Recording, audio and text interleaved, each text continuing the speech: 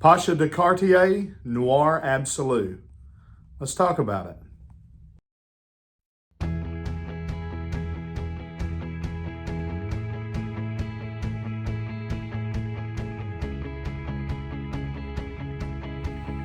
Hey friends, John here from Proverbs 27:9 Fragrances, and today I'm going to be doing a first impression on a couple of different fragrances, and one from the house of Cartier, one from the house of Calvin Klein. So if you would, make sure that you subscribe to the channel, got the notifications turned on, that way you're notified every time we upload that sweet smelling fragrance related content.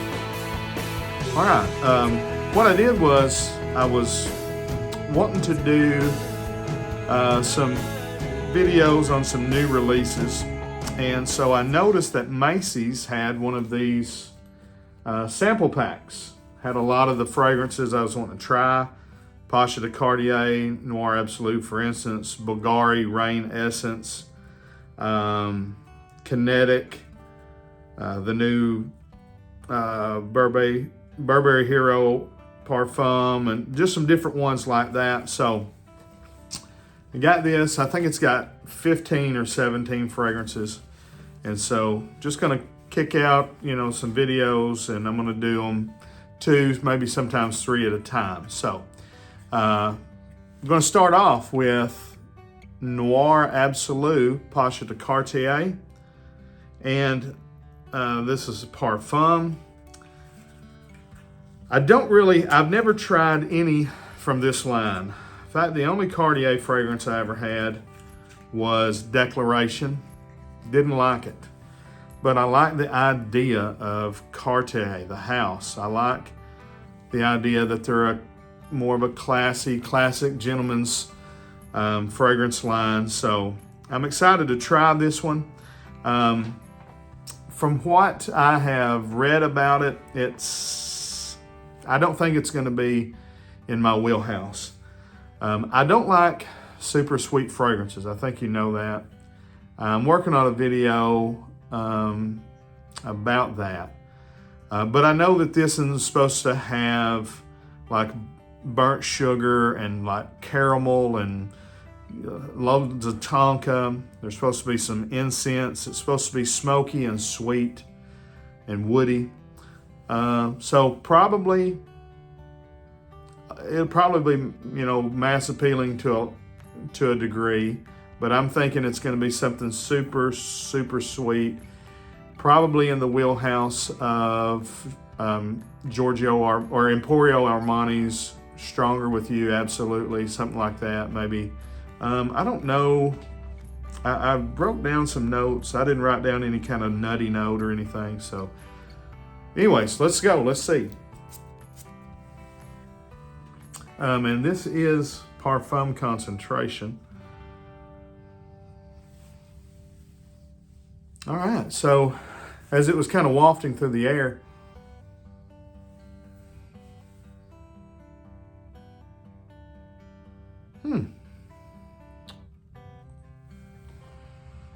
yeah, there's a real old school vibe to it. It's so strange. It's almost like they took, like an 80s fragrance and just put a bunch of tonka bean and, caramel and sweet accords in it. It's really strange. It has this animalic kind of 80s funk to it. Let me see what I wrote down as some of the notes they had listed. Smoke, caramel, spun sugar, woody notes, tonka bean, spicy notes, violet lemon. I mean, there's no oak moss or civet or anything like that would be giving it that funkiness, at least in what notes I could find. But it's like a kind of a gourmandish oriental fragrance. It's got a lot of vanilla kind of smell, but with a little bit of touch of that funk. It kind of reminds me of Habit Rouge from Guerlain, with a lot of sweetness added to it. I'll be honest with you, it's probably, if you really like 80s fragrances and those old school kind of fragrances with that little bit of that animalic touch, you probably love this. If you want, it don't smell like Stronger With You, absolutely, to me. So if you like fragrances like that, I don't think you would like this. I think that kind of,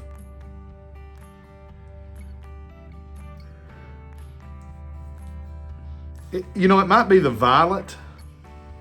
If you take a flower, I talked about this on another video, and you waft it in front of you, it smells a lot different than if you stick that flower straight up to your nose. And when I'm sticking my wrist, you know, it definitely smells a lot different in the waft than it does straight off the skin. When you get right on it, I believe what that animalic kind of nature is really not an animal smell. It's a kind of raw vegetal smell. It's like smelling the deep right up on the middle of a flower.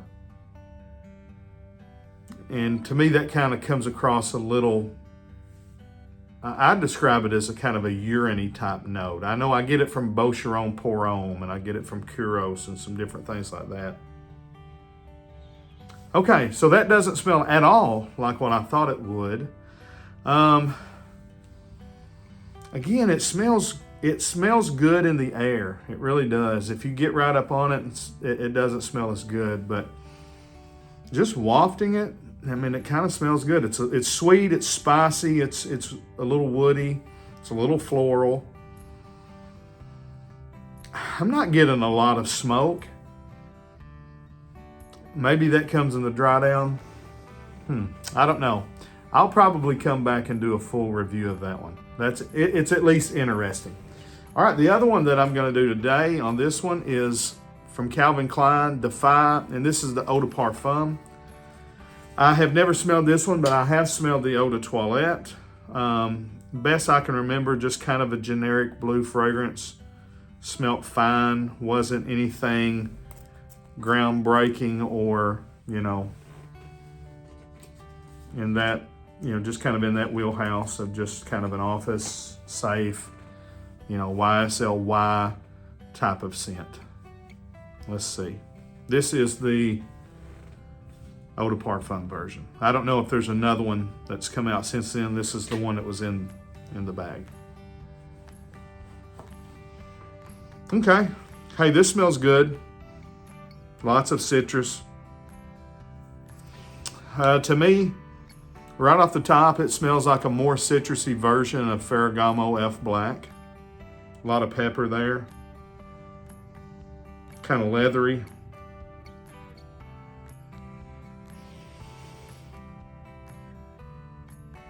You know, this is actually a pretty decent fragrance. I'm not a huge Calvin Klein fan, you know, but, you know, they had their heyday in the 90s, maybe early 2000s, was a really trendy brand. And they just haven't had a big, successful release in a long time. Again, in the 90s, the CK1 line, they were kicking it. They were putting them out. Now, I'm not saying that those fragrances were great. They were just really popular. This is a decent fragrance, though. Again, it's very, it's orange. It's like a mandarin orange citrus on the top. Loads of pepper. Just a blue, you know, woody fragrance.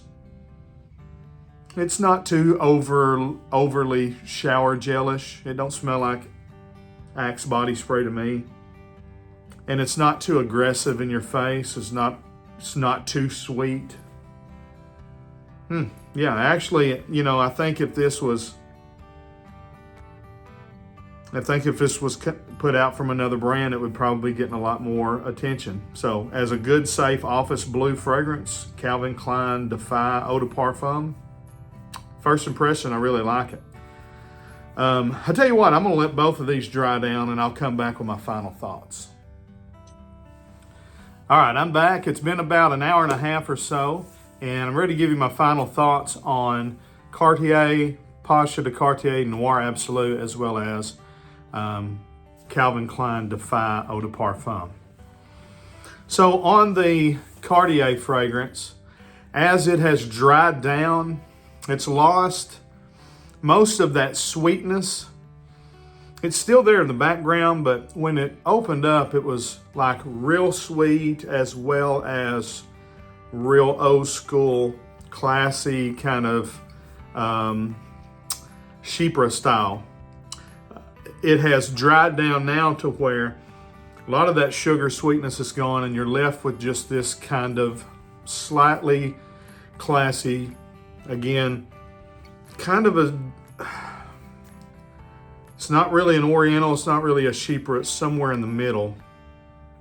A lot of vanilla again still, a lot of that kind of slightly funky, classic smell. So here's my problem with it. I'm not a fan of either one of those things. I'm not a fan of funky old school fragrances. I love classy old school fragrances, but whatever it is, and again, I'm tracing it down to maybe it's the violet, whatever it is that gives it that kind of urine-y, animalic touch. I don't prefer that in fragrances. This one's not real bad, so I'll say this: if you do like the classy old school fragrances and you haven't smelled a new one in a while, try this one. It's actually, you'll probably love it. But, you know, again, my problem is not a big fan of super sweet fragrances, not a big fan of those funky old school fragrances, and this is a combination of them both. All right, on as far as Calvin Klein Defy Eau de Parfum, I like it. It's so as it's dried down and lost a lot of that citrusy top note, the leather has come out, and it is a kind of a raw, I think suede is one of the notes that's listed. It's got that kind of rough leather smell that can kind of come across maybe a little bit as tobacco. There's a nice woody, earthy vetiver that's come out. So it actually smells real good. You can still smell the pepper. Smells, so in the opening, it smelled like Ferragamo F Black with mandarin orange added into it. It was a little synthetic-y, but not overly bad. The Cartier fragrance was not synthetic at all. High quality, round, smooth, just not my cup of tea. The Calvin Klein, a little more synthetic-y, but it's not real bad. It's not a synthetic mess. There's some sharp edges to it, but again, a lot of leather, a lot of woods. Smells like there may be some isoe super. It's got a little bit of that pencil shaving smell to it. I think it's solid. You know, I may wear this one on clothes and see if I can get some projection and some, not projection, but some performance out of it, see how long it lasts. It smells like it's probably at least as strong as others in its wheelhouse, like the Ferragamo that I mentioned. I noticed that some folks had compared it to K by Dolce & Gabbana. I mean, they're in the same style, but it doesn't smell like K to me.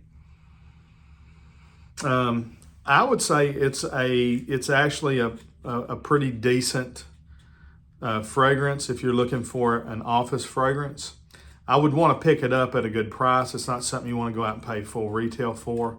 But if you can pick up a bottle I would say in the $30 to $40 range, you know, when it hits discounters, if it's in that range and you're wanting a nice, safe, sort of blue office fragrance, but does not smell like shower gel blue. It smells more like woody blue.